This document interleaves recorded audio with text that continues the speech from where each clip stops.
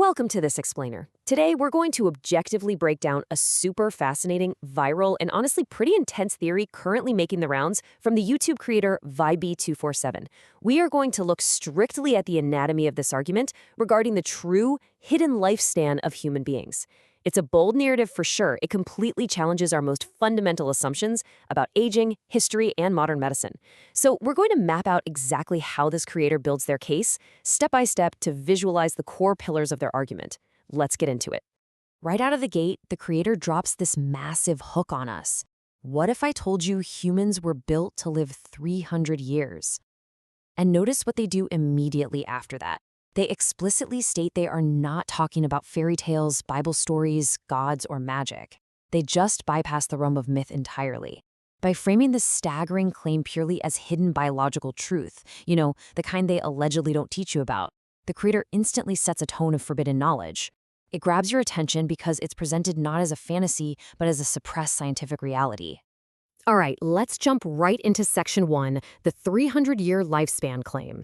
It all starts with a number, 300 years. According to this narrative, human beings are literally engineered for a lifespan of 3 centuries, maybe even longer. They present the human body not as this fragile vessel that just naturally degrades after 7 or 8 decades, but as a highly durable, incredibly long-lasting machine. It's a total recalibration of what we consider a normal human timeline.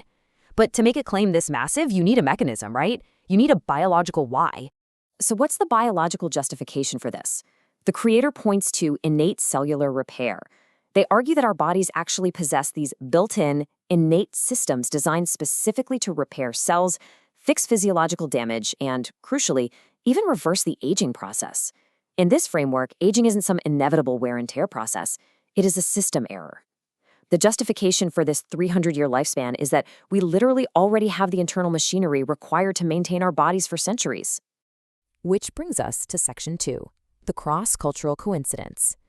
Now, biological claims are one thing, but to really sell a conspiracy, you need historical precedent. And notice how the creator uses geography to build credibility here. By pointing to ancient China, ancient India, and early Africa, they highlight that cultures with absolute zero contact, and therefore no reason or ability to simply copy each other's homework, somehow share the exact same stories of people living for hundreds of years. The creator insists it's not just a similar vibe, it's the exact same numbers, showing up again and again in completely disconnected parts of the ancient world. This sets up a really brilliant rhetorical trap. The creator presents a stark dichotomy for us. How did ancient people from completely different corners of the globe all happen to come up with the exact same lie? The argument suggests that either these totally disconnected cultures all coincidentally imagined the exact same lifespan numbers, or well, it wasn't a lie at all.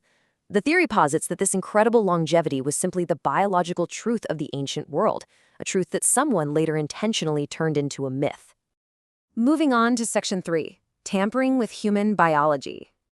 Okay, so if our bodies are fundamentally built to last for 3 centuries, and our ancestors actually experienced this reality, why on earth are they failing so much earlier today? Why aren't those cellular repair systems working like they used to? The creator's answer? Deliberate sabotage. They outline specific methods a shadowy, unnamed they allegedly used against us, changing the food, poisoning the water, filling the air with signals and dust, and handing us a medical system of pills that ensures nothing ever truly heals. The argument is that our modern environment and medicine are actively suppressing our natural ability to hit that 300-year mark. And that leads us to Section 4, the motive for control. Let's be real.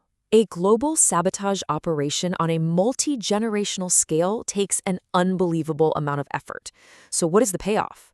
It all comes down to memory and compliance. The creator draws a totally fascinating contrast here between a 300-year-old man and a 70-year-old man. According to the theory, a person who lives 3 centuries has a vast perspective. They remember history, they question authority, and because they can see the long game, they do not easily obey. They're a threat. Now, contrast that with a 70-year-old man. In this view, someone who passes away at 70 forgets everything before they can ever truly figure out how the world works. A shortened lifespan ensures the population is constantly resetting, keeping humanity in a manageable state of amnesia. The whole narrative finally culminates in this very dark, intense assertion. It beautifully wraps up the biological claims, the historical coincidences, and the conspiracy of environmental tampering into one punchy thesis.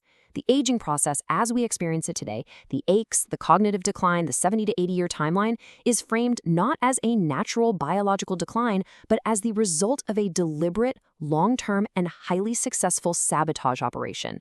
You aren't aging naturally, you are being suppressed. And that is the architecture of VIB-247's argument in a nutshell. It takes historical myth, blends it with biological optimism, and filters the whole thing through a lens of grand conspiracy. Regardless of where you personally stand on the science or the history here, the anatomy of this viral theory is an absolutely fascinating look at modern narrative building. It leverages our very natural fear of aging and our inherent distrust of massive, opaque systems. So as we wrap up this explainer, we are left with the exact provocative thought the creator intended. When you look at human health and history, are our bodies just failing naturally? Or is it actually possible that the narrative we've been told about our own biology is fundamentally broken? Definitely something to think about.